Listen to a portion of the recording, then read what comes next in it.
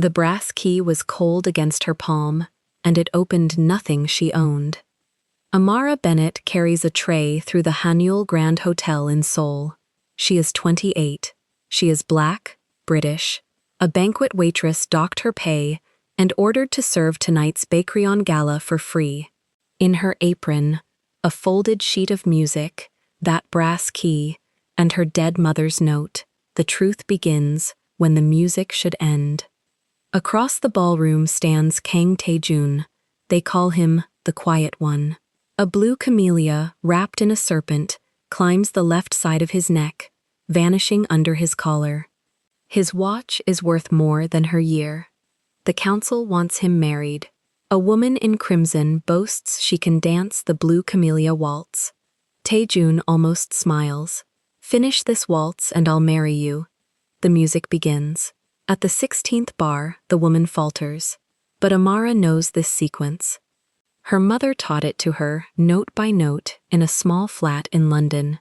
She sets down the tray. She walks onto the floor. Not for love, for the question burning in her chest. Because the steps of this waltz were never only steps, and what her feet were about to trace on that polished floor was something nobody in that room was ever meant to see. Before starting the story, comment down below where you are watching from and what time it is there. If stories of karma, love, and hidden truths move you, leave a like, be sure to subscribe to the channel, and click join to become a member and help our channel. The manager's finger landed on the wine stain before Amara had even set down her tray. "You," he said, "this is coming out of your pay." Amara looked at the carpet. A thin arc of red near the service entrance, 1/2 meter of it, soaked into the pale weave. She had not carried that bottle. She had been on the far side of the ballroom 4 minutes ago, refilling water glasses at table 9, and the sommelier's assistant had been the one moving cases through this door. But the assistant was Korean, and salaried, and standing behind the manager now, with his hands folded. "That wasn't me," she said. 3 days of shift, the manager said. He did not raise his voice. He had a clipboard and a small pen, and he wrote something on it while he spoke, which was worse than shouting. "And tonight, you stay for the Bakrion event. No overtime. You've cost the hotel enough." Amara held the tray flat against her hip. The gold thread bracelet on her wrist caught the light when her hand tightened. A single line of warmth against her skin, and she made herself loosen the fingers before he noticed. "The Bakrion banquet ends after 2, she said.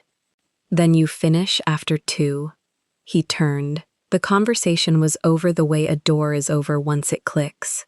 Amara stood in the mouth of the service corridor of the Haniul Grand, 5 floors of marble and cut glass above the Han River, and did the arithmetic she had learned to do fast. 3 days of pay gone, rent on the 11th. Her father's canteen account, the one that let him buy tea and stamps inside the walls, 17,001 short if she paid it this week instead of next. She carried the tray back to the kitchen. She did not slow down. The sous chef glanced at her over a pass line of plated scallops. "You're crying," he said, not unkindly. "I'm not," Amara said, and she wasn't. Her eyes were dry. That was a thing she could still control, and she controlled it.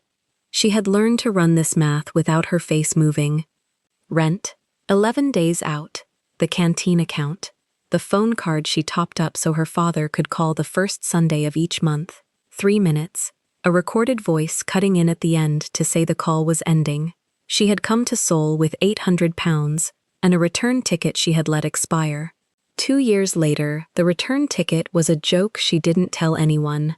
She stayed because the answer was here. She served banquets because banquets paid, and because the Haniul Grand fed the exact kind of people whose names had been in the files at her father's trial and had come out of those files clean.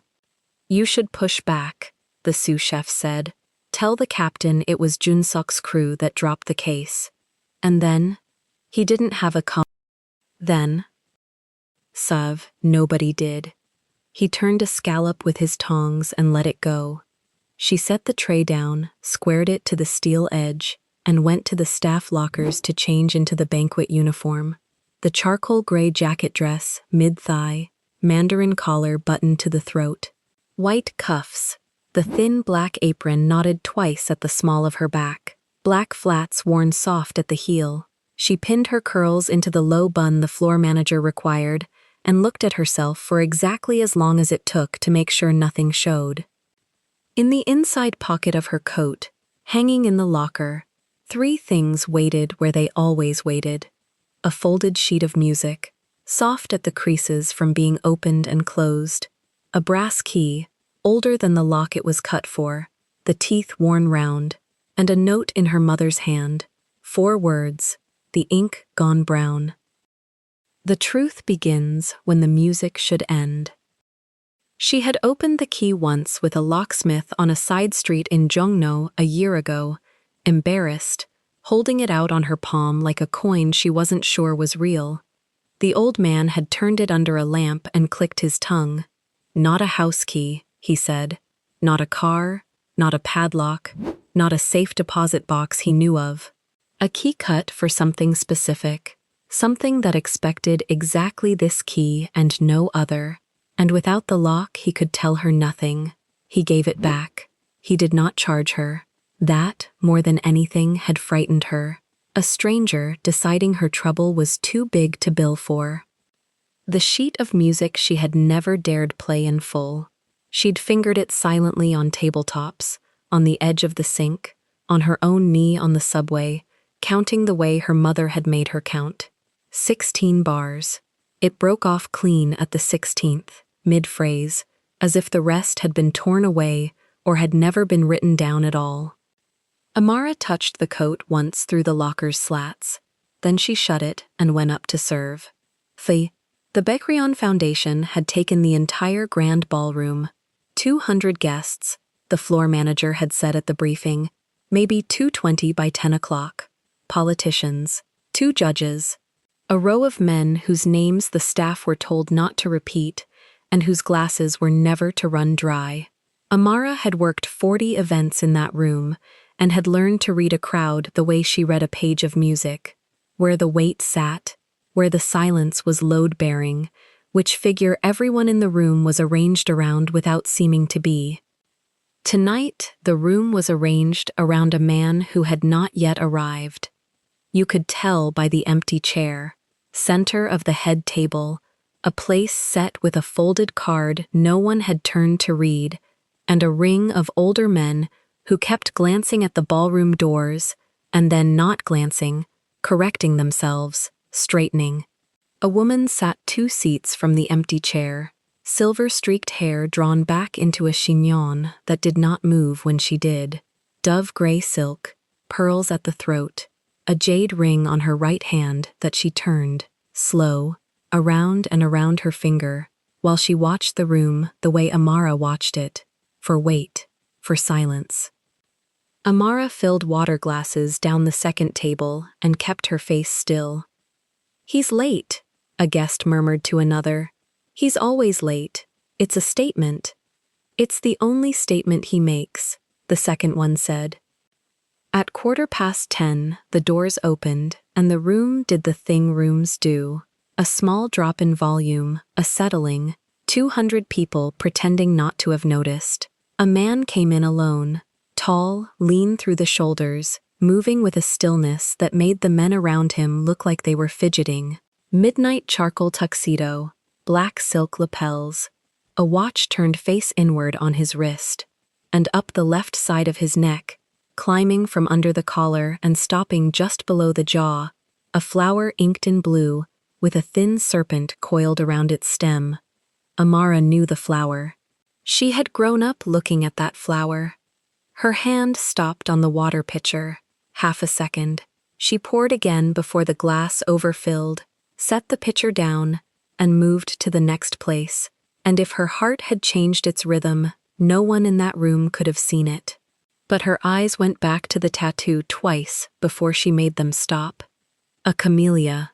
Her mother had worn a camellia, pinned to the shoulder of a deep plum gown, every night she played, in a hotel not unlike this one, in a city an ocean away. Amara had a photograph of it, somewhere in a box in a rented room. She had the flower memorized, the way you memorize a face. The man reached the head table. The older men rose halfway, the way you rise for someone you fear, and don't want to admit you fear. He waved them down with 2 fingers. He sat in the empty chair. He did not read the card. Kang Tae-jun, the guest beside Amara's tray, breathed, to no one, in the flesh. Amara filed the name where she filed everything, in the place behind her ribs that never let anything go, and she carried her pitcher back toward the service wall. The dinner service ran 2 hours. Amara worked it the way she worked everything, which was well, because working well was the last thing that was hers, and no manager could dock it. She cleared the fish course before the guests had set their forks all the way down. She read the woman in dove gray. Kang, someone said. Kang Hye-rin, an aunt, a matriarch, the one who really ran the foundation while the men held the titles, and noticed that Hye-rin ate almost nothing and watched almost everything, and that her jade ring tapped the tablecloth in a small private rhythm whenever a certain young woman 2 seats down laughed too loudly. The young woman was in crimson, off-shoulder, diamonds swinging from her ears, a laugh she used like a hand on a sleeve. She sat near Tae-jun and angled everything she did toward him, and he received none of it, and she kept angling. That's the one they want him to marry, the sous chef said, when Amara came back through the pass. He'd heard it from the captain, who'd heard it from the foundation's own staff. Han So-yeon, old money, the council's been at him for a year. He doesn't look at her, Amara said. He doesn't look at anyone. Amara took up a fresh tray of champagne and went back out. She had almost stopped thinking about the flower. Almost.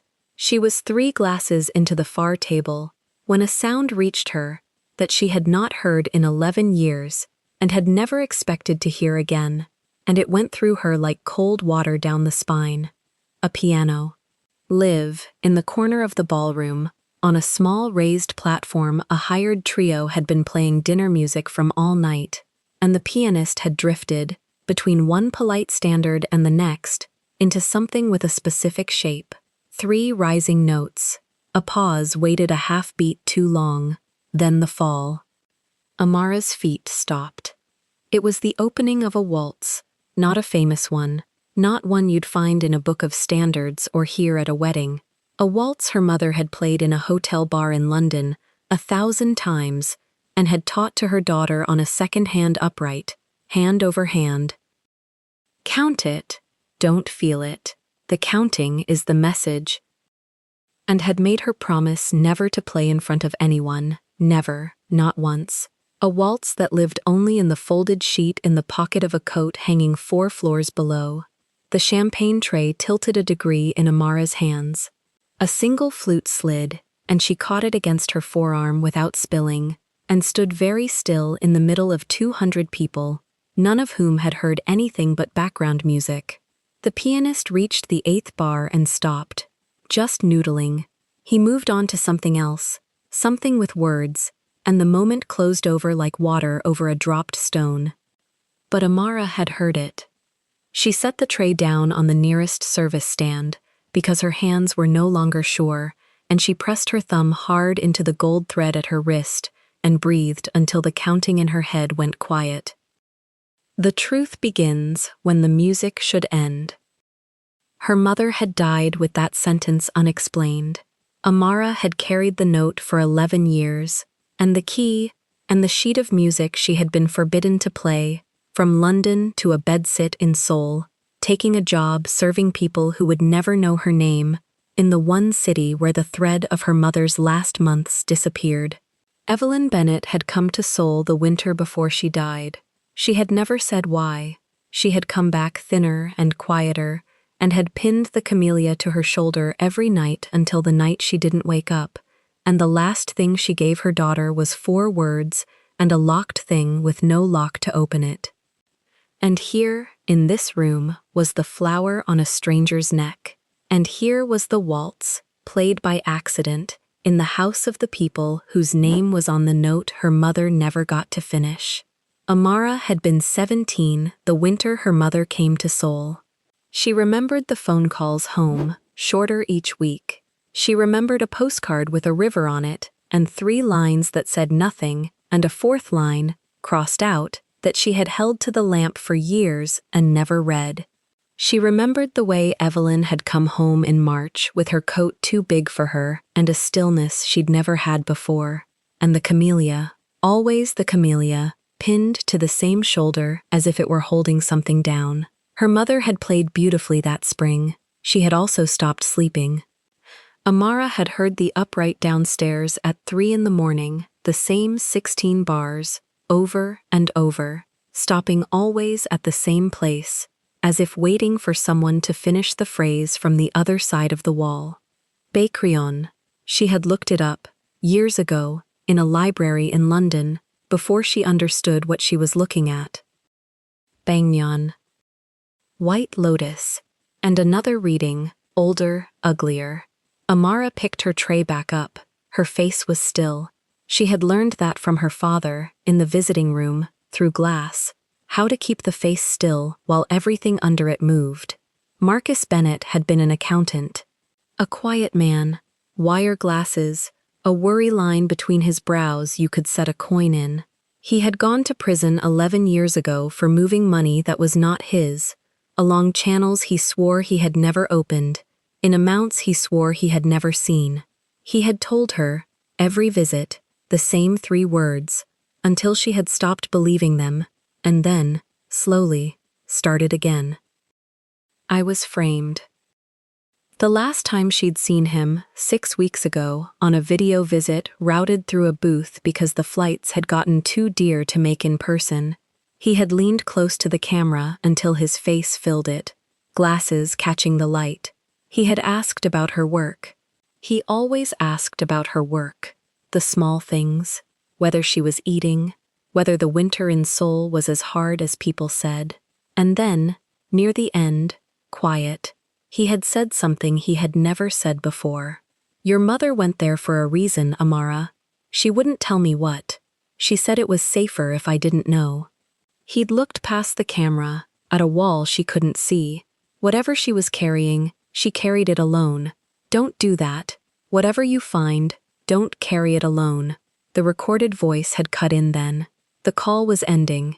It ended. Amara served the last of the champagne. She cleared the dessert. She stood against the service wall with her hands folded and her spine straight, and watched Kang Taejun refuse, without a word, everything Han So-yeon offered him, and watched Kang Hae-rin turn the jade ring on her finger and miss nothing, and listened to the trio in the corner play their harmless music, waiting, though she did not yet know she was waiting, for someone in that room to ask for the one waltz she had promised never to play. Below her, 4 floors down, in the dark of a staff locker, the folded sheet lay against the brass key, and the note lay against them both. She had come to Seoul to find out what her mother had found. She had not expected the answer to walk into the room wearing it on his skin. Yoon Sang-hoon set his glass down before he spoke, and the men around the long table went still. He leaned toward the head of the table, thick knuckles flat against the linen, wire glasses catching the chandelier. It has waited long enough, he said. The council has waited long enough. Taejun turned his wrist and read the time off the platinum face turned inward. He said nothing. A year, Yoon went on. A year of your silence. The families are asking who leads after you. A man with no house behind him is a man they can move. Amara filled a water glass 2 seats down and kept her eyes on the pour. She had learned to be furniture. Furniture heard everything. So-yeon is here, Yoon said. Her father is here. Everyone at this table understands what tonight is for. At the far end, Han So-yeon lifted her chin. The crimson gown caught the light when she moved, and she moved so that it would. She set her ruby braceleted hand near Taejun's, close enough to be seen, Not close enough to be refused out loud. The council has decided, Yoon said. The council decides many things. Taejun's voice was low and even, the voice of a man who never needed to raise it. It does not decide this. A ripple went down the table. Two of the older men looked at their plates. So-yeon laughed, a bright sound with an edge under it. He wants to be difficult tonight, she said to the table, as if Taejun were a child she found charming. He is always difficult. It is part of why I want him. Amara moved to the next glass. The trio near the dais had gone quiet between pieces. The pianist rested his hands.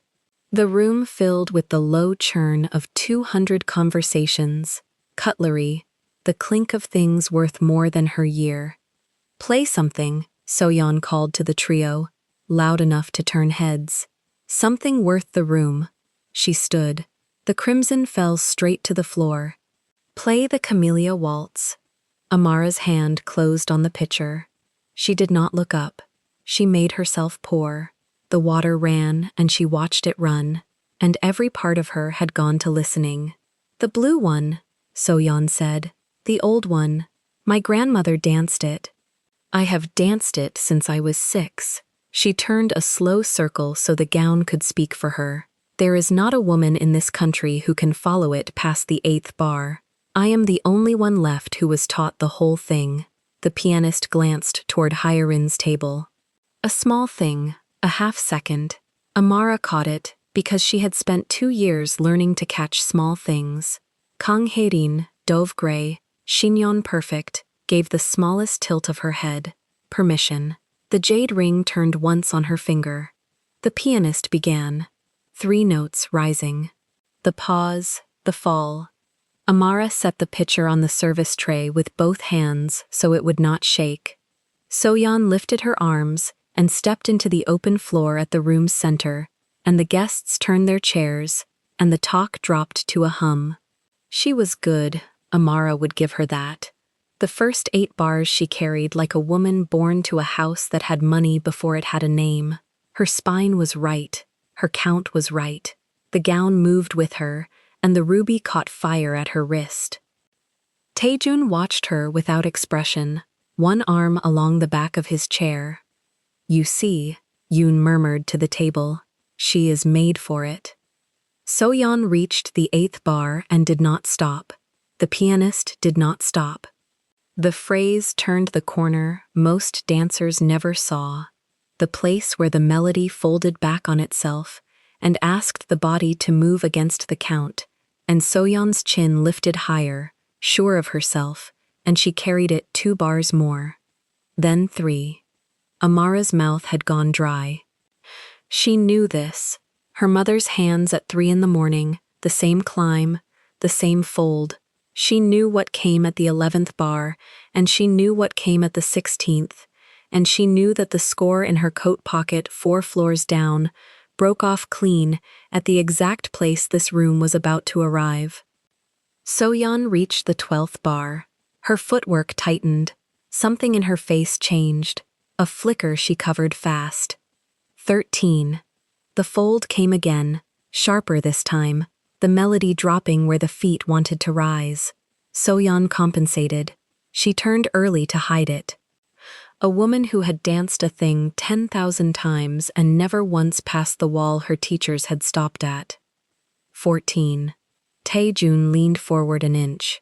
She will finish it, So-yeon said, breathless now, half a laugh, to no one, to the room. Watch. 15. The pianist's hands climbed. The room had gone silent enough to hear the strings settle after each note. So-yeon's heel came down on the turn, and the count was there under her, and then, at the 16th bar, the count was not there. The phrase asked for a step that had no name in anything she had been taught. Her foot hovered. Her arm broke line. She caught herself, laughed it off, tried to fold back into the count, and the music had already left her behind. She stopped. The trio let the phrase die. For a moment, no one spoke. Soyeon stood in the center of the floor with her chest rising and her smile stretched thin over something else. "The last bars are not meant to be danced," she said, too quickly. "No one dances them. They were never finished.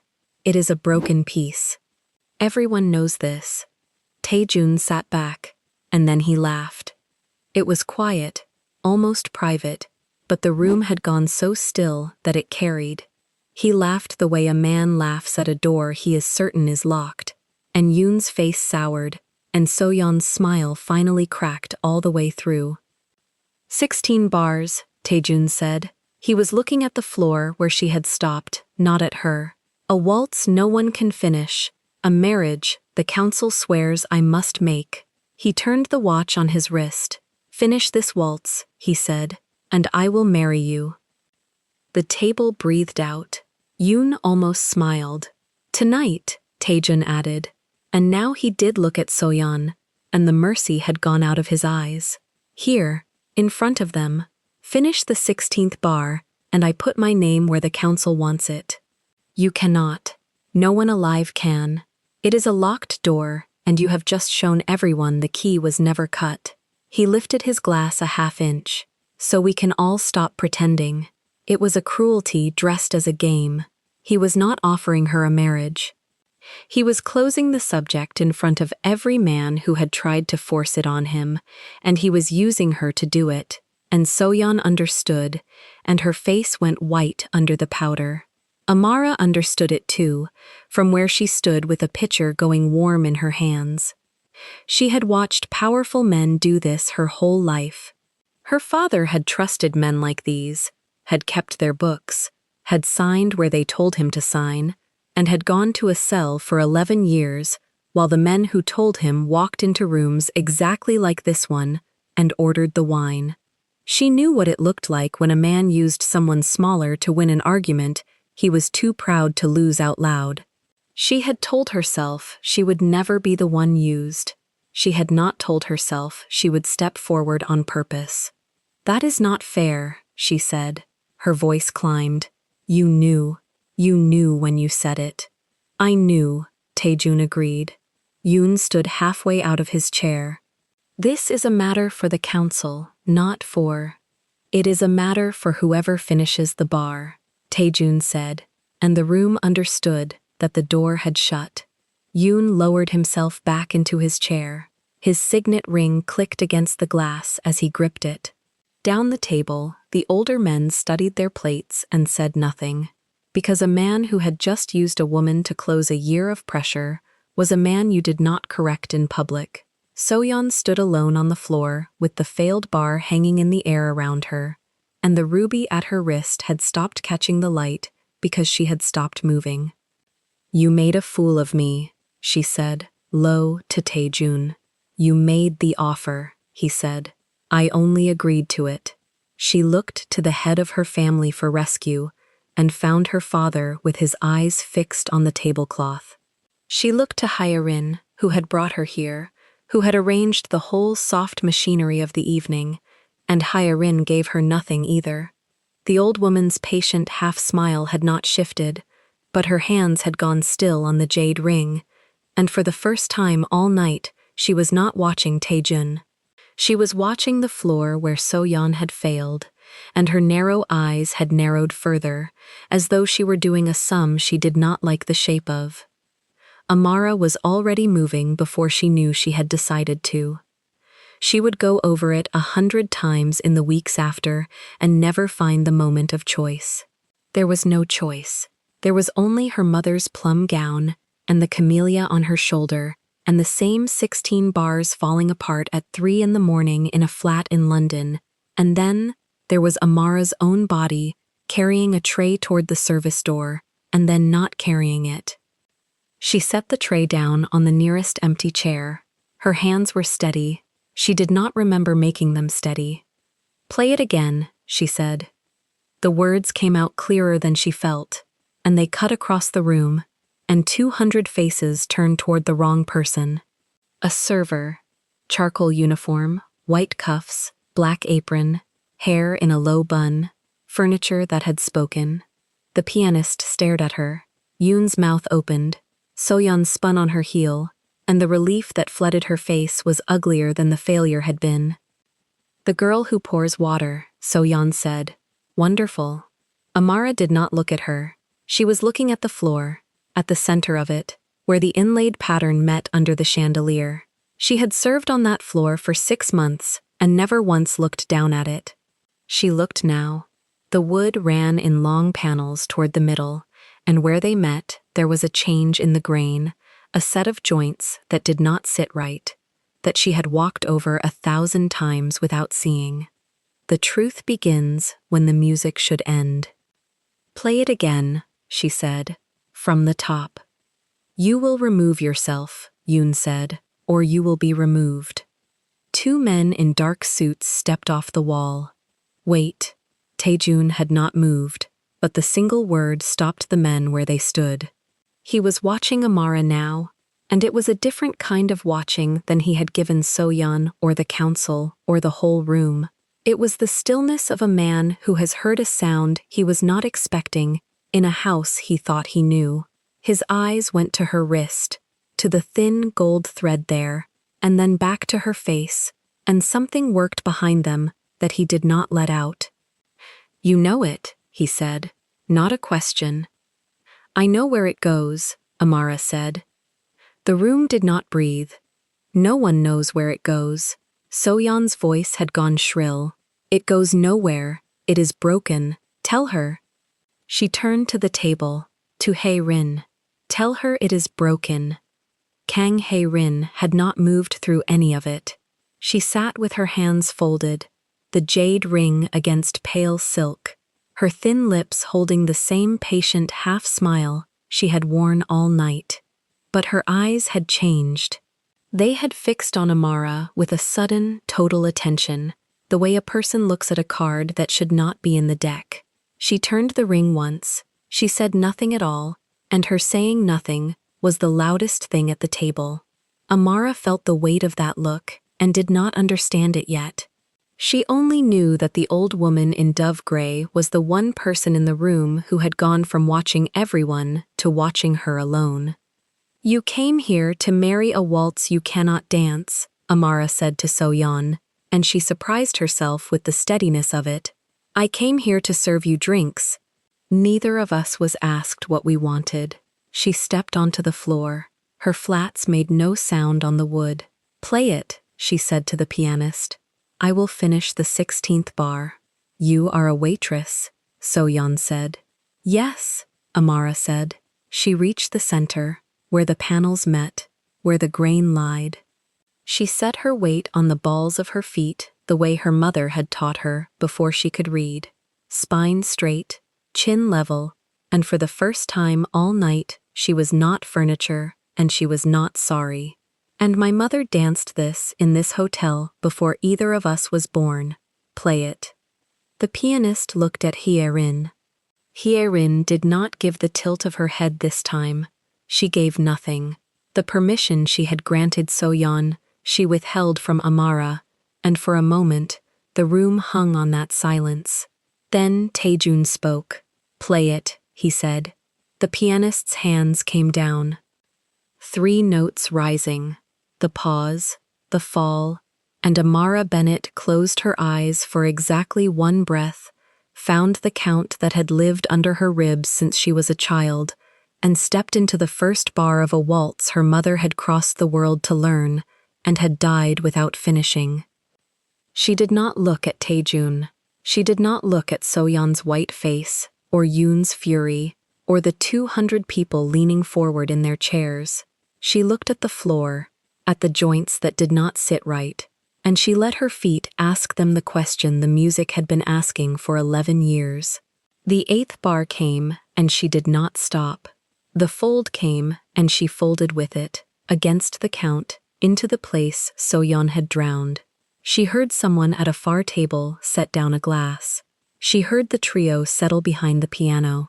She heard, under all of it, her mother's voice in a dark kitchen. Not there, Amara. The truth is not there. It is on the other side of the wall. 9th bar, 10th. Her heel found the turn, and the turn was right. A murmur ran through the tables, low and disbelieving. The men who had spent an hour deciding another man's marriage now leaned toward a servant girl in flats and forgot their glasses. So-yeon had backed to the edge of the floor, one hand pressed flat to her stomach, and she was no longer laughing. Her father had lifted his head at last. Two waiters near the service door stood frozen, with trays going warm in their hands, watching one of their own do the impossible thing in the center of the room she had been ordered to clean up after.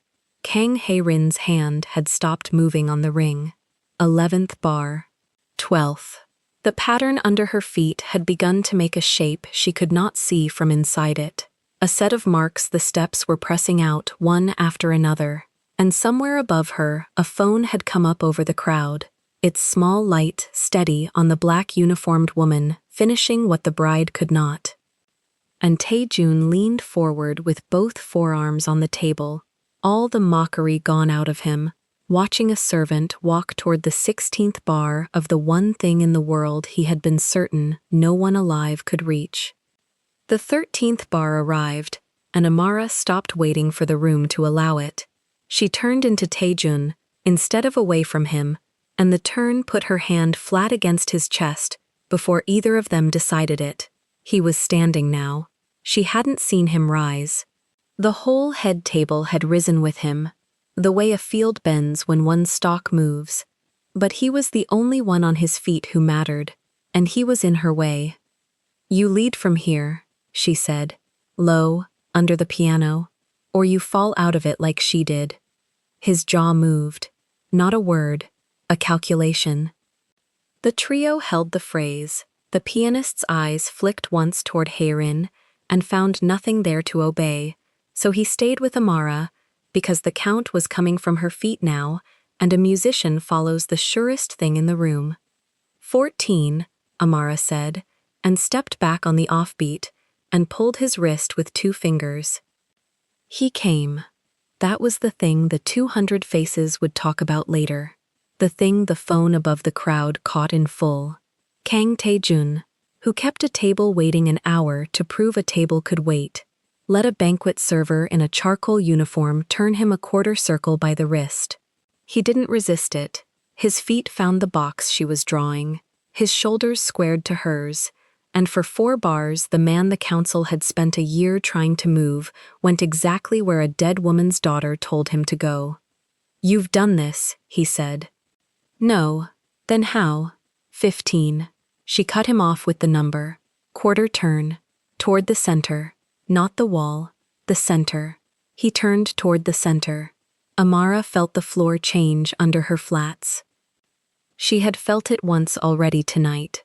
The seam that lied, the grain that ran wrong under the chandeliers. Now she was standing on it with her whole weight and the 16th bar in her mouth, and the pattern the valse had been hiding for her entire life laid itself down in front of her like a hand of cards turned face up. The steps didn't finish at the edge of the floor. They finished at 4 points inside it. 16, she said, and she did not turn out of the phrase the way every dancer for 200 years had tried and failed to. She turned in. She let the count fold back on itself, the way Evelyn folded it at 3 in the morning over a kitchen table in London, the phrase that broke because it was never meant to end. It was meant to arrive. Her heel came down on the first false seam. Her toe found the second. The half-step that had no name in So-yeon's schooling, the step So-yeon had drowned in, carried Amara to the third. And the last beat, the beat that hung in the air like a held breath, set her weight down on the 4th. The piano stopped, not because the pianist chose it, because there was nothing after. The phrase had landed. Amara stood in the center of the Bakrion ballroom with her feet on 4 points of a compass no one else could see, and for the length of one breath, the richest room in Seoul was silent enough to hear the river. Then she looked down. Under her left flat, worked into the parquet so fine you'd need to be standing on it to catch it, a mark, not a scratch, a cut, deliberate, a small figure inlaid in a wood one shade off from the rest, the reason the grain lied. She shifted her weight and found the second under her right foot, a third behind her, a fourth where the phrase had started, 8 feet back, where she'd first stepped off the tray. 4 marks, a box drawn inside the floor. The valse hadn't been a dance. It had been directions. Get her off the floor.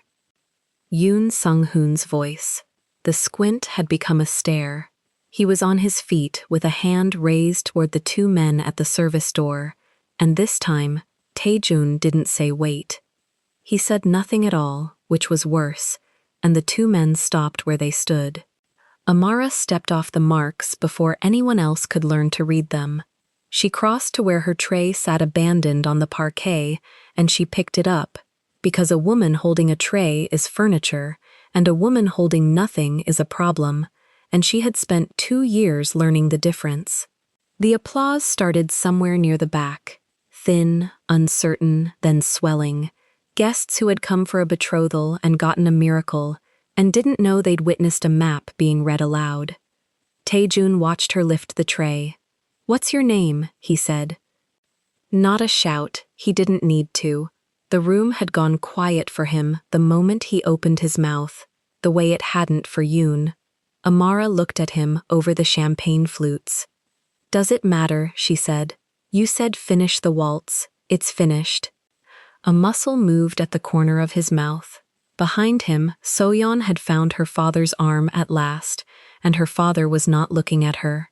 He was looking at the floor where Amara had stood, and his face had gone the color of the tablecloth. "It matters," Tae-jun said, "because I keep my word." The applause broke into noise then, real noise, and a woman near the front lifted her glass toward Amara and called something bright and drunk about the bride, and 3 phones were up now, not one, and Amara understood with a cold drop in her stomach that whatever this had been, it was no longer contained by the 4 walls that held it. She set the tray down again. She walked. Not fast. Fast was guilt. She walked at the pace of a server who has been dismissed, out through the service door, into the corridor where the air smelled of dish steam and floor wax, and she did not run until the door had swung shut behind her. Then she ran. The clip had 200,000 views before she reached the staff locker room. She didn't know that yet. She knew only that her hands were shaking on the dial of locker 41, that she'd spun past the second number twice, that her mother's voice was in her ears saying the truth is on the other side of the wall, and she had been reading it wrong for 11 years. Not a wall, a floor. The other side of the floor. The lock gave. She pulled the camel coat off its hook and dug into the inner pocket, and her fingers closed on the folded score, the brass key, the note, all 3, still there. She pressed them against her sternum, through the wool, and breathed. 16 bars, 4 marks. She could see it now with her eyes shut. The phrase wasn't broken at the 16th bar. It stopped there, because a person standing on the 4th mark was standing exactly where the answer was. The music ended where the truth began. The note wasn't poetry. It was an instruction, and Evelyn had trusted that only her daughter would ever be standing in the right place to obey it. A phone buzzed against the metal bench. A cleaner's, left charging. The screen lit, and Amara glanced at it the way you glance at anything that moves, and stopped. Herself. On the screen, charcoal uniform, low bun, turning a man by the wrist. The caption was in Korean, and then in 3 other scripts, and the number under it climbed while she watched. 400,000, 412, 440. She put the coat on over the uniform. She did not change. Changing meant staying, and staying was the one thing the floor had just made impossible. 9 floors up, in a room with the river behind glass, Kang Tae-jun was watching the same clip. He was not watching himself. He'd stopped watching himself somewhere in his 20s when he learned that a man who studies his own face on a screen has already lost the room he's standing in. He was watching her feet, frame by frame, thumb dragging the bar back and forth, the same 4 seconds, The half step, the fold, the way she came down on the seam, like she'd been shown the seam. She knew where they were, he said. Behind him, a man he trusted more than he trusted the council folded his hands. She knew the dance. No. Taejin set the phone face down. Soyeon knew the dance. She got to 15. 15 is the dance. He turned. This is something else. Someone taught her to arrive. The camellia at his collar caught the light when he moved. Ink under skin. The flower his mother had worn, and never explained. The flower he had put on his own body at 22, because it was the only thing of hers he'd been allowed to keep. He had spent 14 years not asking the question the tattoo asked for him. Tonight, a woman in a borrowed coat had answered it on a dance floor and walked out before he could learn her name. Find out who she is, he said. Not the men. You. Quietly. The council will want. The council will want the score. Taejun crossed to the glass. Down there, somewhere below the lit floors, a service door would be opening onto the loading dock. So will I. The difference is, I want her able to explain it. But the council did not wait for him. Amara was 3 streets from the hotel, coat collar up, sneakers still in her bag and flats still on her feet, when her phone told her the room she rented had been entered. Not a call, the cheap door sensor she'd bought for 4,001 and stuck to the frame herself, the one that sent a text when the door moved, because a woman whose father was framed learns to know when a door moves. Door opened, the message said, 11:54 p.m. She was not in the room. That was the only mercy in it. She stopped under an awning and stood very still, the way an animal stops, and thought it through the way Marcus had taught her to think things through across a prison video line, slowly, without the fear steering. If someone was in her room at 11:54, they wanted something in her room. She had almost nothing in her room. A rice cooker, 2 changes of clothes, a photograph of her mother in a plum gown. And they didn't know she carried the score on her body. They'd have assumed a woman fleeing a ballroom fled to her home. They'd gone to the home. They want the paper, she said, out loud, to no one, and the sound of her own voice steadied her more than the words did. She did not go back to the room.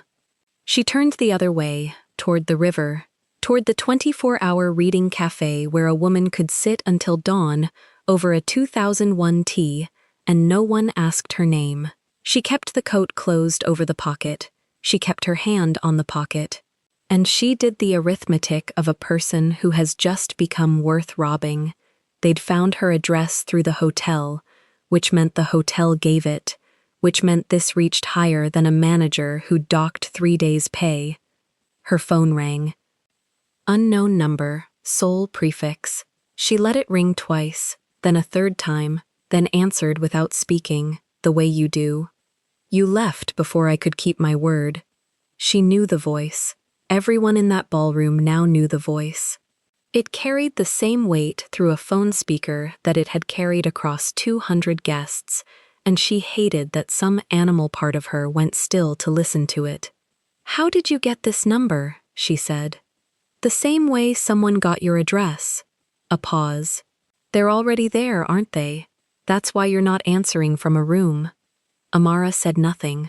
Across the street, the cafe's light spilled yellow onto the pavement. I didn't send them, Taejun said. I want you to hear that before you decide what I am. The men in your room work for the same table I sat at tonight. They don't answer to me. Not on this. Then who do they answer to? The line held. When he spoke again, the certainty had thinned, and that, more than anything he'd said, made her believe him. That, he said, is the question I've been failing to ask for 14 years.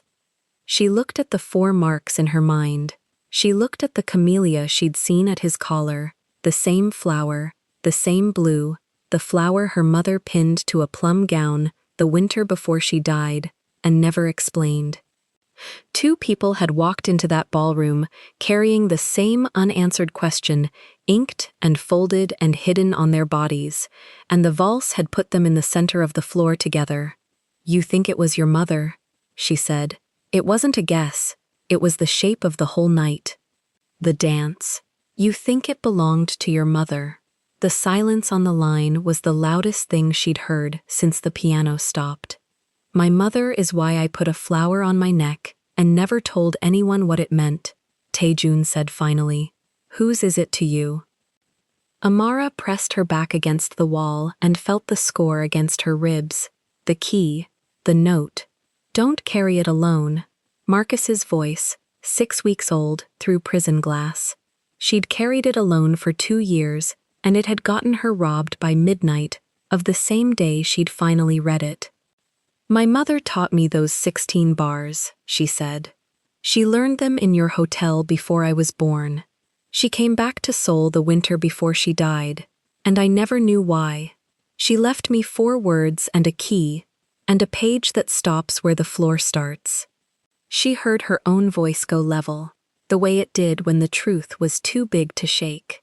"So, I think, Mr. Kang, that your mother and my mother stood on the same 4 marks, and I think one of them wrote something down that somebody is willing to break into a rented room to find." She heard him breathe. "Where are you?" he said. "Somewhere you didn't send anyone." Good. No argument. She'd expected an argument. "Stay there. Don't go home.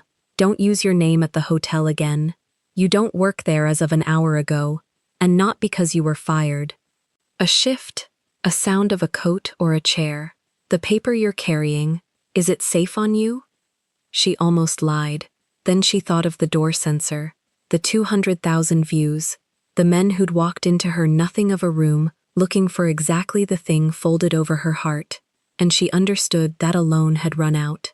Not because she trusted him, because the only 2 people alive who needed to read what her mother left were the 2 people the valse had put in the middle of the floor, and one of them had the archives, and the other had the steps. "It's on me," she said. "Then you're the safest thing in the city and the most hunted at the same time," Taejun said. "We should fix half of that before morning." Across the street, the cafe light held steady and yellow. Amara looked at it and did not cross yet. "I don't do this because you kept your word," she said. "I do this because they went to my room." "I know," he said. "That's the only version of this I'd trust." She hung up first. She always would, with him. She decided that in the second before her thumb moved, the way you decide the one rule you'll keep when everything else is about to be negotiated. Then she crossed the street into the light, hand flat on her coat, 4 marks burning behind her eyes, and behind her, 9 floors up and getting into a black coat of his own, a man with a flower on his neck, was already coming down to meet the only person who could tell him what his mother had died trying to say. He found her at the back of the reading cafe, a paper cup of tea gone cold between her hands, the partitura open on the table, and the brass key laid across it like a paperweight. Taejun sat down across from her without asking. Behind him, the river moved black and slow through the window. "Before you talk," Amara said, "I have terms." He waited. "You cover me in public, officially, loud enough that the men who went to my room have to stop." She turned the key a 1/4 inch on the paper. "In private, I get everything. The foundation ledgers, the company names, the transfers with my father's signature on them that he says he never made. All of it, no editing. That is a great deal to hand a stranger. You already handed it to 200 phones tonight." His jaw shifted. Outside, a delivery scooter whined past and was gone. "How long?" he said. 6 months, a public engagement. 6 months of me on your arm at every table where those men eat, so they can't move against me without moving against you." She pushed the tea aside. "After 6 months I walk. You don't follow. That part's not negotiable. And you get what you came here 2 years to get." I get my father's name back. He looked at the key, then at her wrist, at the thin gold thread there that he kept returning to like a man checking a wound. You understand what an engagement to me costs you. People die near my name. People already died near it, she said. One of them taught me this. Her hand flattened on the score. I'm not asking to be safe. I'm asking to be inside where the papers are. For a moment, he said nothing, and she let the silence sit, because she had learned from the man across from her at plastic prison tables that whoever fills the quiet first has lost the count. 6 months, Taejun said. You are engaged to me as of tomorrow morning. As of the photograph that's already online, she said. Tomorrow's just paperwork. Something in his face moved that was almost respect. He put 2 fingers on the edge of the partitura and turned it toward himself, careful, the way another man would turn a knife to hand it over grip first. He read the 16 bars. He read them again. You said the last 4 steps land inside the floor, he said, not the border. 4 marks, a box. She drew it on the tabletop with a fingernail, 4 points, corner to corner. The waltz walks you to them. It's not a dance. It's a set of directions somebody hid in the only language 2 women were allowed to speak out loud in that room. He turned the page over. The back was blank except for a single pencil line in the top corner, faint, that Amara had stared at for 11 years and never solved. He tilted it to the cafe light. This isn't nothing, he said. These are numbers. It's a smudge. It's a platform. He set the page flat and touched the line. 7, then a gap, then what your mother wrote small, so it would look like she was doing arithmetic and not leaving an address. Amara leaned in. The mark she had read as a stray crease resolved, under his finger, into a figure and a fragment of a word. Her chest tightened. You know what it is, she said. I know where it is. He sat back. There was a line the foundation ran before the tower money. Freight. It moved things the banks would rather not stamp. It closed the year my mother died. He said the last part evenly, the way a man says a number he has said to himself 10,000 times. There's a station on it that nobody reopened. Section 7. Platform of a line that stops nowhere now. The T between them had a skin on it. Neither of them touched it. The music ends, Amara said slowly. When the music should end, the truth begins there. She looked up. She didn't hide it under the floor. The floor points at where she hid it. Then the floor is a map to a room, Taejun said, and someone tore up your rented apartment tonight, looking for the one page that reads it. She folded the score along its old crease and slid it into the inside pocket, the one with the zip, her hand staying over it a beat longer than it needed to. Then she stood. We don't go now, Taejun said. Why not? Because if I leave this hotel at 2 in the morning with a woman the whole city is watching, 3 cars follow me, and one of them belongs to a man at that table. He rose too. We go when it looks like nothing. Tomorrow you are my fiancé. A fiancé is allowed in my car in daylight. Amara considered the logic and hated that it was sound. Daylight, she agreed. The engagement was announced the way weather is announced, as if it had simply arrived and no one had chosen it. By 9 the next morning, a statement carried Kang Taejun's name and a single photograph, not the ballroom clip but a still, composed, of the 2 of them that a man on his staff had staged in a lobby Amara did not remember standing in.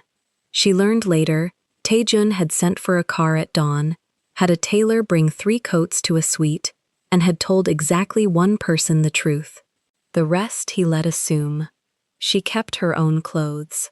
When his man laid the garment bags across the bed, she looked at them once, and put on the jeans, the cream knit, the camel coat, the crossbody bag with the score, and the key inside it against her hip, Rupa too, her mother's bracelet at her wrist. They expected me in something they bought, she said when Taejun's driver held the door.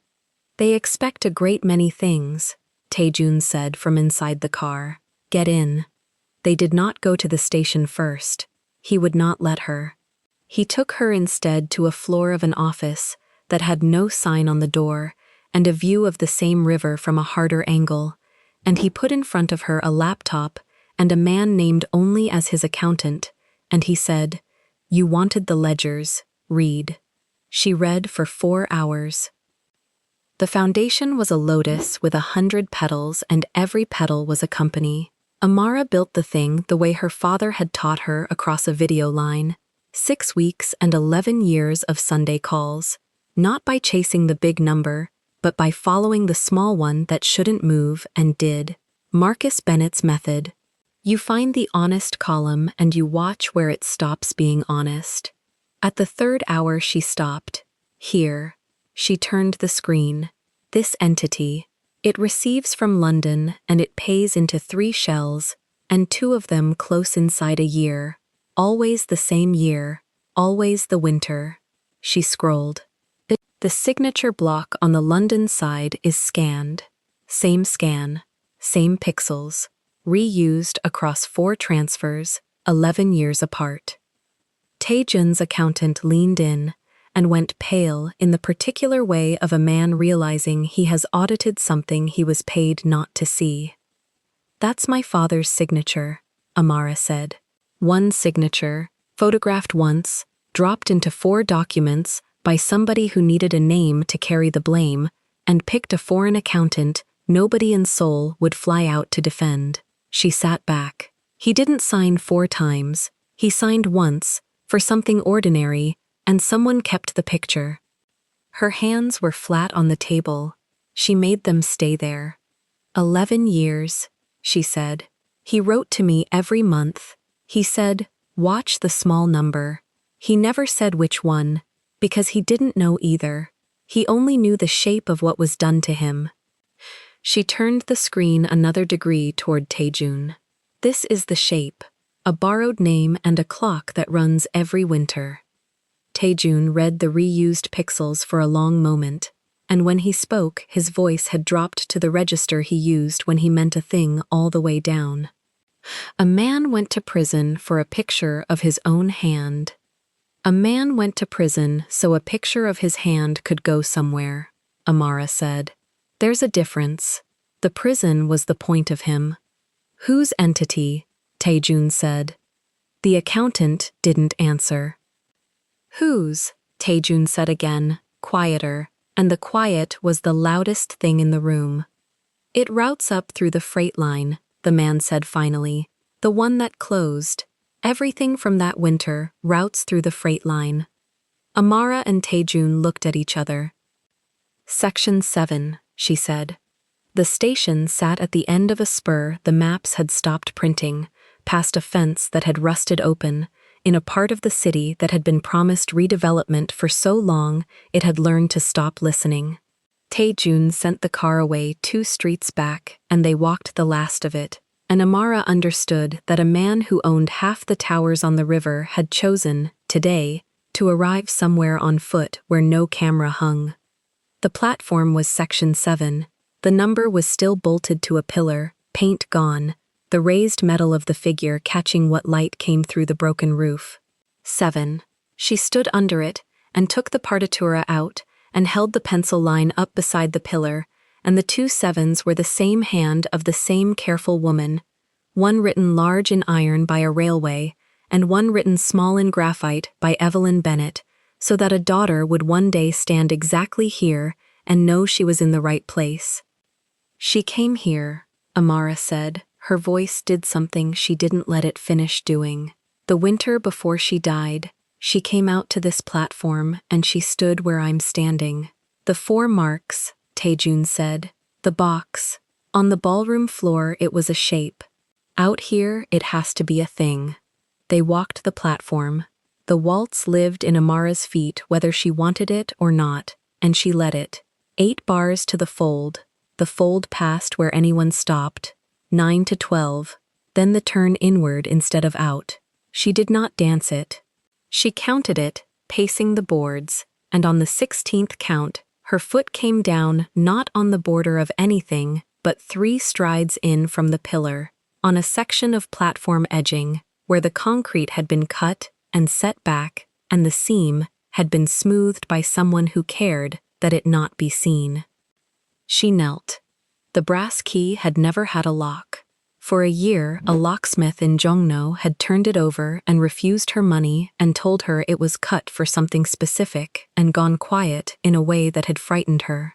She fit it now into a plate of oxidized metal set flush in the concrete, a plate you would step over 1,000 times and call a drain, and the key that opened nothing she had ever owned turned a half rotation and stopped, and something behind the wall of the platform gave. Taejun crouched beside her. Together they lifted a panel that had been made to look like poured concrete and was not, and behind it, in a compartment dry as a held breath, sat a steel box the length of a forearm and, laid across the top of it, a single pressed camellia, blue-inked at the edges where the years had bled it, so old it had gone translucent. Neither of them touched the flower for a moment. Then Taejun did, one finger, and Amara watched a man who had put that same flower on his own neck at 22 and never told anyone what it meant, understand, in real time, that the woman who taught his mother the last 4 bars had walked out to this platform alone, in the cold and sealed proof under his city's floor, and gone home to London to die, with 4 words in her mouth. "My mother," he said. It was not a question, and it was not finished. Amara opened the box. Inside were papers. Not many. Enough. Ledger sheets in a hand she didn't know, and a hand she did. Her mother's neat English figures, annotating a Korean columnar book, cross-referencing, tying the London signature to the freight line, to the shells that closed every winter.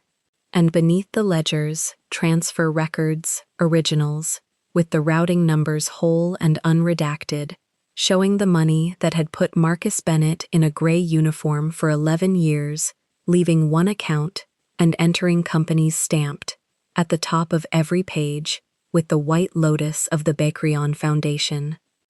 Amara sat back on her heels on a cold platform under a broken roof and held in her lap the thing she had crossed a continent and burned 2 years and a return ticket to find. "It's here," she said. "It was always here. He didn't move it. It moved through them." Taejun read over her shoulder, and she felt the change in him, the way the air changes before weather. The man who had spent 14 years hunting who killed his mother, now looking at pages that answered it, and realizing the answer had a shape he had eaten dinner beside. "These route through the freight line," he said. The freight line was closed by one office. One person signed the closure. He stopped. The same winter. "Whose office?" Amara said. He didn't say the name. Not yet, but his hand had gone still on the paper in a way she had seen exactly once before, the night before, at a table, when a woman in dove gray had stopped turning a jade ring and fixed her whole attention on a waitress who knew where the waltz went. Amara pressed the papers to her chest and stood, and put the blue camellia carefully back where a dead woman had left it, because some things you do not take, you only prove you found. 6 months, she said. You said I get everything.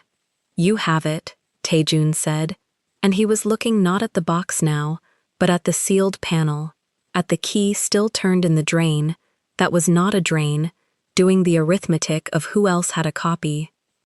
Then we get it out of here before the same people who came to my room learn there was ever a here to come to. She slid the steel box into the crossbody bag, against the score and the empty pocket where the key had lived, zipped it, and put her hand flat over all of it. Behind them, on the platform, Section 7 watched them go with its one iron number, and somewhere across the city, a woman who had planned a wedding for the anniversary of 2 dead mothers had not yet learned that the floor had been opened, but she would, and she would understand, before either of them said a word, that the waltz had finally been finished by the only person left alive who could read it.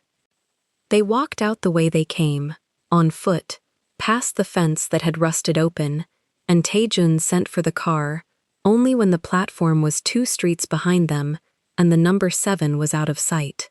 "Tomorrow," he said, "you sit at the table as my fiancé, and you smile at the men in these papers."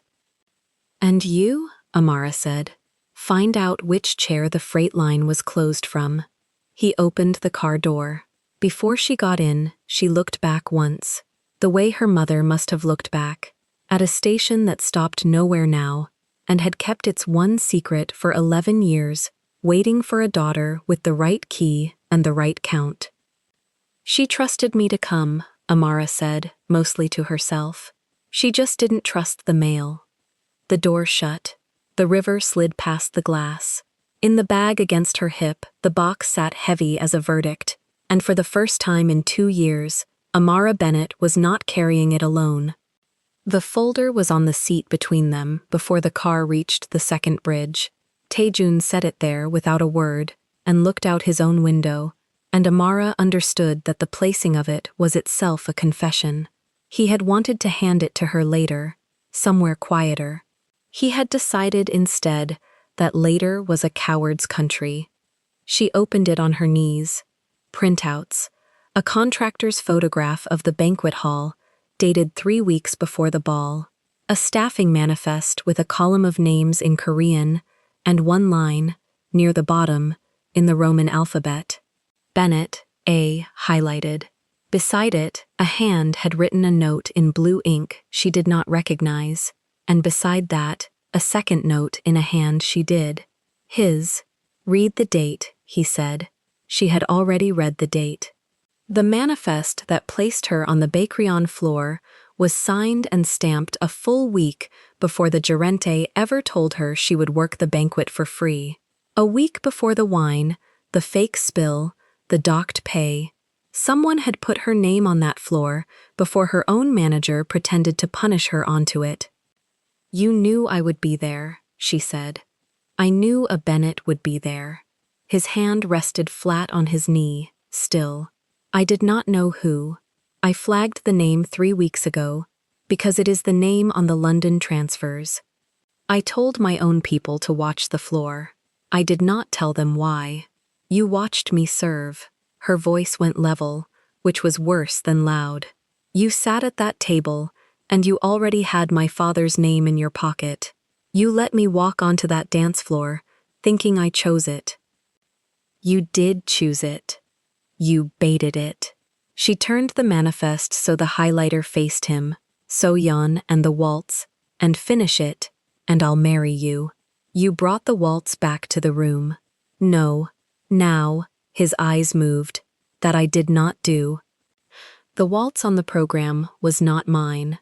I walked into that ball expecting a string quartet and a wall of men telling me to marry. The Waltz was already there when I arrived. I thought it was chance. I have not thought it was chance since the moment your foot found the 16th bar. She looked back down at the page so she would not have to look at his face while she did the arithmetic. Her father had taught her the arithmetic. Watch the small number that should not move. Here was a small number. 3 weeks. Her name on a floor, 3 weeks before her manager improvised her disgrace. 2 hands had written on this page. One was Taejun's. One was not. Whose is the blue ink? He was quiet a beat too long. "I pulled this from my own file room this morning," he said. "The blue ink was already on it. It is not mine, and it is not my contador's." "Stop the car." He did not argue. He leaned forward, said one syllable to the driver, and the car slid to the curb along a stretch of river walk, where the lamps had not yet come on. Amara had the door open before the wheels finished turning.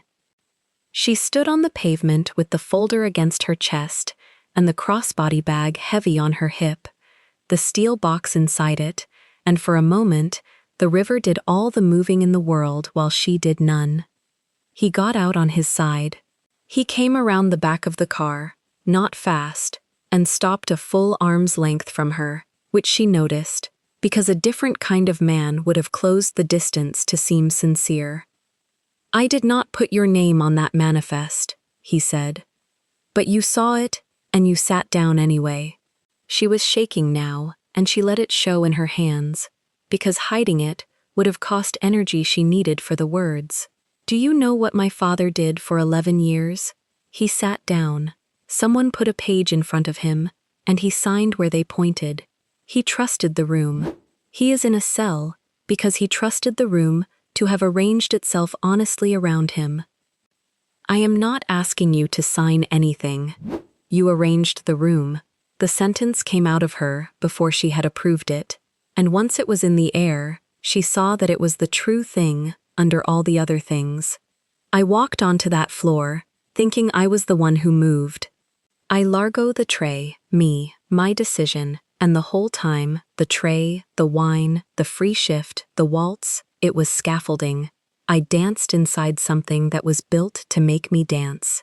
You are describing a trap you sprang perfectly, he said, and there was no cruelty in it, which made it land harder.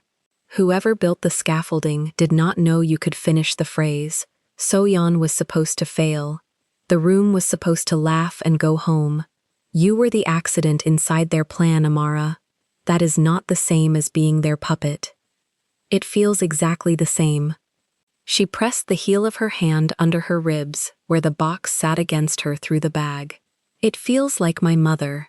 She came here in the cold, and she thought she was the one investigating, and she sealed a box in a wall and went home to die, with 4 words. She thought she moved too. Everyone in my family thinks they are the one moving. He said nothing. He let her have it, and the letting was its own answer. 6 months, she said. That was the deal. Your name over mine at every table until my father has his back. I stood in a cafe tonight and I dictated terms to you like I had leverage, and you already had a folder that says the whole thing started before I was even angry about the wine. The folder changes what you know, he said. It does not change what is true. Your father is innocent. The money passed through them. That box on your hip proves it whether you finish the 6 months with me or walk to the airport tonight. Maybe I walk to the airport tonight. Then walk. He put his hands in the pockets of the black overcoat. I told you in the cafe you leave in 6 months, and I do not follow. I will honor that at 6 months, and I will honor it at 6 minutes. If you want the car, it is yours. If you want to never see me again, that is a sentence I can keep. That undid her more than an argument would have. She had braced for him to grab her wrist the way the men grabbed her father's wrist and guide it to the page. He stood with his hands in his pockets and gave her the door. Why, she said. Why let me go when I hold the only copy of the thing you have wanted for 14 years? Because the last man who held that box in the cold was your mother, he said, and someone made her feel she had to carry it alone until it killed her. I would rather lose the proof than be the second person who did that to a Bennett. The river kept moving. A jogger passed between them, and neither of them looked at the jogger. I need the night, she said. Away from you, away from the folder. I need to hold my own name in my own hands, and remember I chose to come to this city before anyone put me on a manifest. Take it. She turned and walked north along the river walk, away from the car, away from him, the folder still against her chest, because she had forgotten to give it back, and he had not asked. She did not look behind her. She heard the car door once, and then nothing, and when she finally glanced over her shoulder 300 meters on, the car was gone, and the curb was empty, and the lamps had come on. Alone was supposed to feel like relief. It felt like the vestiario at midnight after the room had emptied. It felt like the first winter in Seoul with 800 pounds and no return ticket. She walked until the river walk narrowed, and the benches went from stone to wood, and she sat on the last wooden one under a lamp that buzzed, and she opened the crossbody bag and looked at the steel box, the way you look at a thing that has cost your family 2 lives and is not finished collecting. That was when the woman sat down at the other end of the bench. Amara had not heard heels on the boards. That was the first wrong thing. The second wrong thing was that the woman sat as if she had been walking to this exact bench all evening and had merely been early. Dove gray, the chignon, the jade ring turning slow on the right hand. You danced beautifully, Kang Hye-rin said, in English cleaner than the manifest. Your mother pushed off the balls of her feet the same way. I used to think it was a flaw. I have come to think it was the whole point. Amara's hand went to the bag and closed the flap over the box. You are cold, Hye-rin said, and did not look at her, looked at the river. I will be quick, so you can go back to being cold somewhere without me. I know what is in the box. I know it better than you do because I know what is not in it. You have the transfers. You have Evelyn's notes crossing the London signature to the freight line. You have enough to embarrass a foundation. You do not have enough to open a cell. You don't know what I have. The scan, Hye-rin said. The reused signature. 4 transfers, same pixels, 11 years apart. She said it the way you recite a grocery list. You found that in a room over the river at roughly 4 o'clock this afternoon, reading beside a contador who went pale. A clever find. It will not free your father.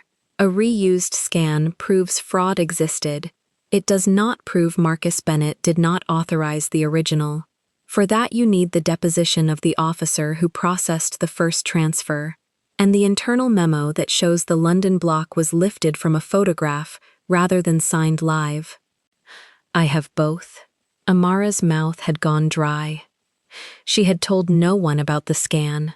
Not the police, not a lawyer, not a soul. She had found it that afternoon in a room with no sign on the door, and by nightfall, a woman on a bench along the Han knew the hour she had found it.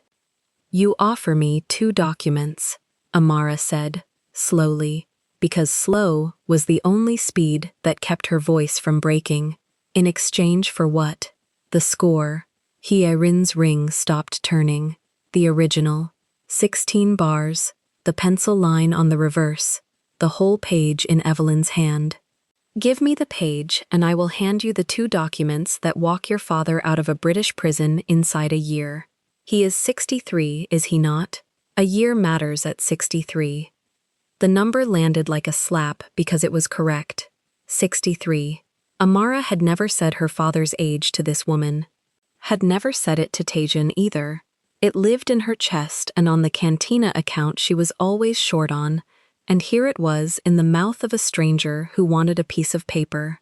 How do you know he's 63? Amara said. The ring resumed its slow turn. How do you know it was 4 o'clock? How do you know the shape of what's in a box I have never opened? How do you know my mother pushed off the balls of her feet when the only footage of her dancing that waltz burned with a hotel annex before I was born? Amara stood up off the bench, the bag clamped under her arm. You didn't come here to trade documents. You came because you need the page, and you thought a cold, tired woman would sell it to free her father. You know too much. Hye-rin looked up at her for the first time, and the thin, unpainted lips moved into the patient half-smile, the one from the head of the table, the one that had watched 200 guests and lost nothing. I know exactly enough, she said. The question you should be asking is not how I know your father's age. It is why I want a page that only maps a floor you have already opened. The box is emptied. The station is bare. The proof is in your bag. So why? And she rose now too, unhurried, and smoothing the dove-gray line of her, would I trade 2 real documents for a used map? Amara did not answer, because the answer had just arrived behind her sternum, cold and complete, and she did not trust it not to show on her face. The waltz did not only lead to the station. Evelyn had said it herself, in the voice Amara carried. The truth is not there. It is on the other side of the wall. Amara had thought the wall was the floor, and the floor was the map, and the map was the station, and the station was the box. 4 walls, one behind the other, each one she had walked through thinking it was the last. But Hyarin did not want the box. Hyarin had let her keep the box. Hyarin wanted the page. A page that, if it were only a map to an empty station, was worth nothing to anyone now. Which meant the page was still hiding something the station had not answered.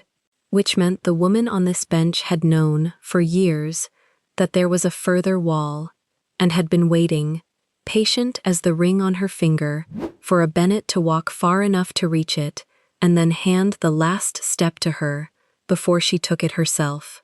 "You've been waiting," Amara said. "Not for me, for anyone who could finish the 16th bar. That's why the waltz was on the program. That's why my name was on the floor before the wine. You needed to know if my mother taught someone to arrive." For the first time, something moved in Hyarin's face that was not patience. "Take the night," Hyarin said, softly, borrowing the exact words Taejun had given her an hour before, and the theft of the phrase was a message all its own. "Think about your father's age. I am easy to find. I have been at the head of that table longer than anyone alive remembers, and I do not tire." She turned and walked south along the boards, and Amara stood alone under the buzzing lamp with the emptied box heavy in her bag and the page heavier, understanding at last that she had never been the one moving, and that the only two people who had offered to let her walk away tonight were the man who arranged the room and the woman who built it. The lamp buzzed, the river slid past, indifferent, toward a sea it would reach whether or not any Bennett ever cleared her father's name. Amara looked down at the bag, at the shape of the page she had carried against her body, across a hotel, a cafe, an office, a dead station, and had never once, in all of it, been the only one who knew she was carrying it. She took out her phone. She did not call Taejun. She scrolled, with a thumb that shook only a little, to a number saved under a name that cost her 3 minutes on the first Sunday of every month, and she stood very still, and she waited for the cold to decide her. Her thumb hovered over the name for a long time, and then she put the phone face down on the wet wood. Not tonight. Marcus had told her once that you never make the call when the cold is the one deciding. You wait until you are the one deciding. She picked the phone back up and dialed a different number, a sole number she had written on the inside cover of a paperback a year ago and never once used. It rang 4 times. A man answered with a cough, then silence. "You've been following me for 2 years, Amara said. Olive coat. Gray cap. You stand where I can see you. I want to know why." The silence stretched, then the cough again, and a voice worn down to gravel. "Because someone had to make sure the girl lived long enough to open the box." She stood up from the bench. "Who are you?" "Seo Min-jae. I drove for the Kang family for 30 years. A pause. "I drove your mother to the station the night she sealed it." The lamp above her buzzed and steadied. Amara pressed the phone harder to her ear. He told her where to come. A noodle stall under the rail bridge, open till dawn, the kind of place no camera looked at twice. She walked north for 20 minutes with the pasta of her own breath in front of her, and when she found him, he was already there, at the last plastic table, the olive jacket zipped to the throat, the scar over his brow catching the light of a single bulb. He did not stand. His right leg was stretched out under the table, stiff. "You limp," she said, sitting. "They did that in the winter your mother came." He pushed a cup of barley tea across the table with a hand that had carried too much. "I said the wrong name to the wrong woman. Kang Hee-rin." Min-jae's mouth moved, not quite a smile. "You already know the shape of it. Good. Then I only have to fill it in." He filled it in. He had driven for the family since he was young, back when the Bakrian Foundation was a shipping line, and 2 sisters ran the office books between them. One of the sisters was Taejun's mother. The other was not blood, a woman the mother trusted like blood, brought in from nothing, given the ledgers, given the keys, given the freight line called Section 7, Hyarin. She had come in from nothing, and she never once forgot it, and she never once forgave the ones who had something to give her.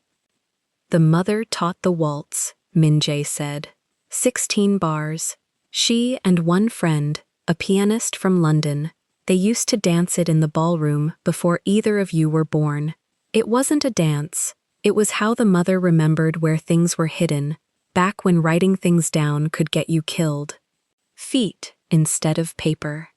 Evelyn, Amara said, the friend was my mother. Your mother. He nodded once. The two of them mapped the floor. Every mark under the parquet, your mother stepped it and remembered it. When the money started moving wrong, when numbers that should have sat still started walking, the mother knew it was Hye-rin skimming the freight line. She started keeping a second set of books, honest ones, and she gave them to the only person outside the family she trusted to hide them where Hye-rin would never think to dig. The station. The station. Min-jae turned his teacup a quarter turn on the table, and Amara understood suddenly where Hye-rin had learned the gesture, or where Hye-rin had taught it. Your mother sealed the box in the cold.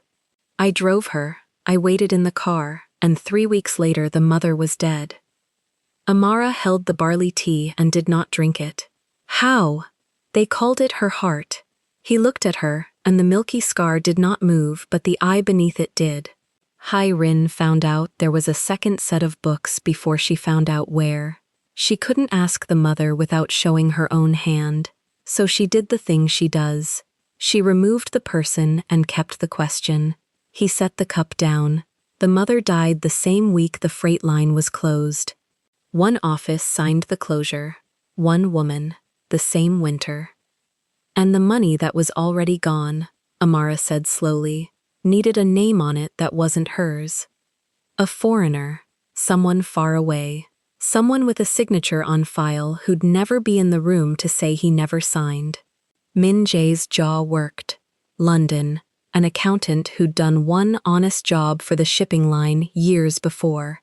They had his signature block in a photograph. They laid it over 4 transfers across 11 years, and they built him into a launderer out of one image.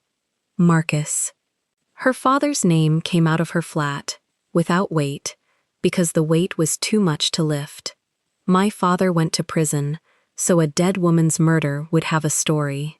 Your father went to prison, Min-jae said, so the girl who could open the box would grow up angry enough to come looking for it. Hye-rin doesn't waste a killing. Your father wasn't only a name on a transfer, he was bait with a fuse 11 years long. Amara set the cup down before her hand could betray her. She wanted me to come. She wanted whoever your mother taught. She didn't know it was a daughter. She only knew the pianist had a partner, and the partner might have children, and the mother might have passed the 16 bars to blood. He leaned back, so she waited. She put the waltz back in the ballroom. She put a manifest in front of a manager and made sure a Bennett stood on that floor. She let Soyeon brag about a dance no living woman could finish, because a dance no living woman could finish is exactly the trap you build when you're fishing for the one woman alive who can. And I finished it, Amara said. You finished it in front of 200 people and a camera. Min-jae almost smiled again. You confirmed for her, in one night, that Evelyn had passed it on, that the second set of books was real, was findable, and that the girl who could reach it was standing on top of it in a service apron. His hand flattened on the table.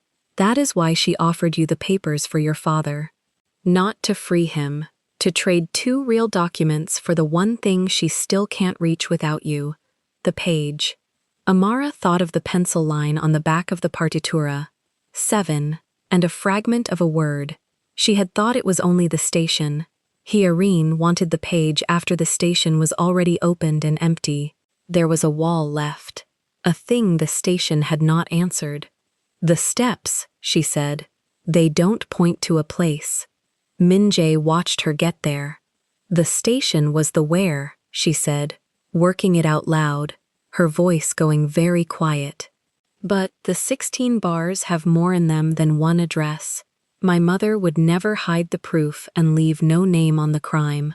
She looked up. The steps spell something. 4 marks under 4 feet, Minjae said.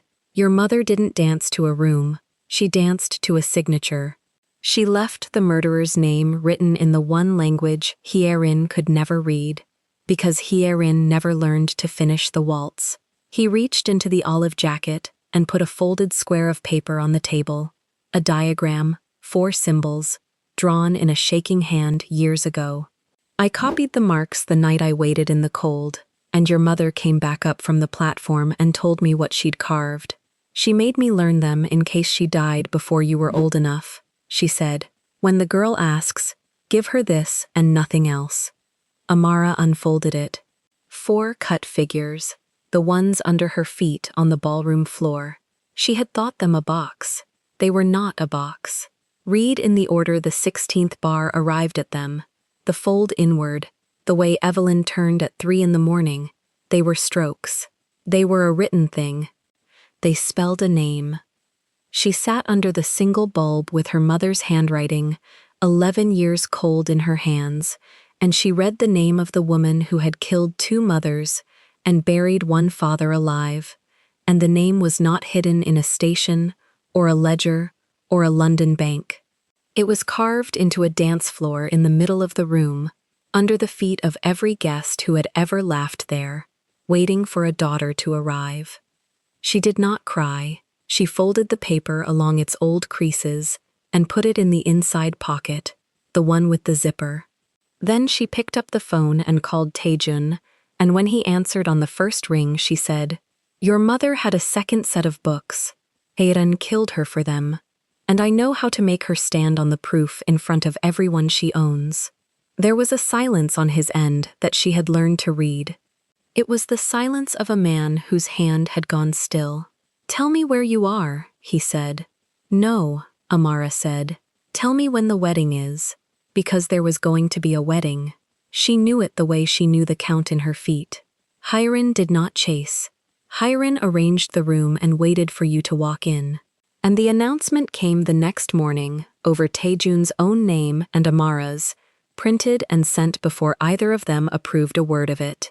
A marriage, at the Hanyul Grand, in the grand ballroom, on a date Amara read twice before her hand closed around the edge of the phone. The anniversary. The day both mothers had died, 11 years apart, in the same week of the same winter. Hyerin had put the 2 deaths on 1 calendar square and called it a celebration. She's inviting the council to watch her win, Taejun said, in the unmarked office over the river, the pencil line and the diagram between them on the desk. Everyone who signed off on your father sits at those tables. She stands me next to a bride. She takes the page off you in the crush, and the last thing your mother left goes into her coat in a room full of witnesses who'll swear they saw a happy family. Then she picked the floor, Amara said. He looked at her. She's holding it in the ballroom. Amara put 1 finger on the diagram. On the marks, she thinks the floor is hers because she owns everyone standing on it. She doesn't know the floor already has her name in it. The morning of the wedding, Amara wore ivory, a floor-length silk gown with a blue camellia embroidered at the shoulder, the flower stitched where Evelyn used to pin the real one, and silver drops at her ears, and the thin gold thread at her wrist that no gown would ever replace. She came in on Taejun's arm through 200 faces, past the judges, past the men whose signatures had eaten 11 years of her father, and at the head of the room, in dove-gray silk with gray pearls at her throat, Kang Hae-rin turned her jade ring once and smiled the patient half-smile of a woman watching a plan close its hand. The floor had been prepared. Amara felt it under the gold heels before she saw it. The center panels lifted and reset, the marks buffed over, the parquet made smooth and blind so no dancing daughter could read it again. Hyerin had removed the writing. Of course she had. She had learned there was a name in the floor the moment Amara reached the 16th bar on camera, and she had spent 3 weeks quietly having it sanded out of existence. But you cannot sand out a thing that 4 people already carry, and you cannot unwitness a man who drove the car. Amara did not go to the front.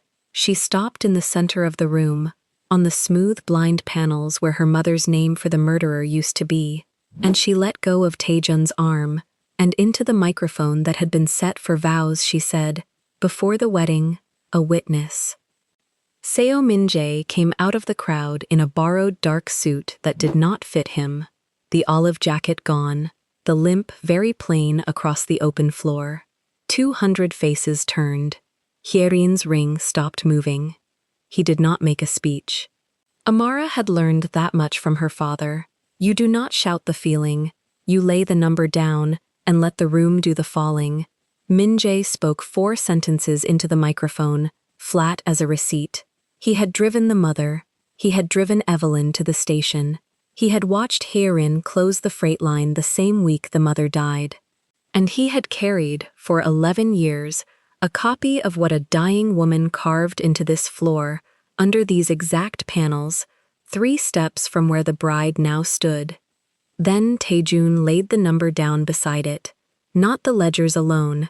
The council had seen forgeries before and learned to look away. He laid down the reused signature block, 4 transfers, the same pixels 11 years apart, blown up on the screen behind the empty vows, next to Marcus Bennett's coded testimony, read in the man's own careful accountant's phrasing, "Watch the small number that should not move." The transfers moved through the freight line. The freight line closed on one signature. The signature was in the room, on the right hand of the woman in dove gray, on the same jade ring that had gone still. Yoon Song-hoon stood up first. Amara watched him do the arithmetic that men like him always do last and fastest. Not is she guilty, but is she finished? And she watched him decide she was finished, and she watched him walk away from the head table without looking at Hyerin once, and the rest of the tables read Yoon's back the way a floor reads a count, and they emptied. Hyerin did not run. Hyerin turned her ring one last time and looked at Amara across the blind, smooth panels, and for the first time, the patient half-smile was gone, and what was underneath it was very old and very tired and had never once been forgiven. "You danced beautifully," she said, low, "only for the 2 of them. Your mother would be proud." "My mother wrote your name where you'd have to stand on it to be seen," Amara said. "You sanded the floor. You didn't sand the man who watched her carve it, or the father you built out of a photograph, or me." She did not raise her voice. "You spent 11 years teaching me to arrive. I arrived." They took Hyerin out through the service door, the same door Amara had once run through with a tray in her hands, and a clip going viral behind her. There were no cameras on it. Some things you only prove you found. Marcus Bennett was released on a gray Tuesday 11 weeks later, and Amara was at the gate in the camel coat, not the ivory gown, the crossbody bag over her shoulder, with nothing dangerous left in it. He was thinner, and the vertical line between his brows was cut deeper, and his glasses were the same, and he stood in the daylight blinking at a country that had jailed him for a signature he never made. And he did not say "I told you so," and he did not say "I was framed." He looked at his daughter, and he said the only thing he had asked of her in the beginning. "You didn't carry it alone." "No," she said, "I didn't." Taejun did not come to the gate. That was the agreement, and he kept it, the way he kept the first one, to the letter, without being asked twice. 6 months, she had said, and then she goes, and he does not follow. The 6 months ended. He did not follow. He sent one thing to the small flat where Amara and Marcus were learning how to be in the same room again, the pressed blue camellia from the station compartment, translucent with age, in a flat glass frame, and no note, because there was no line left to write that the flower did not already say. Amara hung it on the wall by the window where the light came in the afternoon. Then she went to the kitchen and made tea for 3,000 won a box, and set the pot down between herself and her father, and told him about the 16 bars, and how his wife had loved him enough to hide the proof of his innocence somewhere only their daughter's feet could find it. She kept her name, she kept her mother's bracelet and her father's method, and the way she hung up the phone first. She had been furniture in that ballroom, and then she had been a scandal, and then she had been a fiancé in someone else's plan. She ended it as none of those. She ended it as the woman who read a name off a floor 200 people had walked over for 11 years, and walked out the service door on her own count, and belonged to no one but the two who taught her how to arrive. If you want to watch all the stories without any ads and also get access to bonus scenes, extended epilogues, and exclusive spicy chapters, head over to our Patreon. Scan the QR code on the screen. The link is in the description or in the pinned comment. See you there. If this story moved you, stop for a moment and reflect. Have you ever been handed the tray and told to stay invisible while you carried a truth nobody thought you were capable of holding? When a piece of your mother's memory became the only proof of who you really are, would you have set the tray down and stepped onto the floor? And when the people in power finally saw you, did you let them decide your name, or did you keep it as your own? Tell us your experiences and feelings in the comments. We read them all. And if you believe in stories about dignity, truth, and legacy, leave a like, be sure to subscribe to the channel, and click join to become a part of our community and help the channel.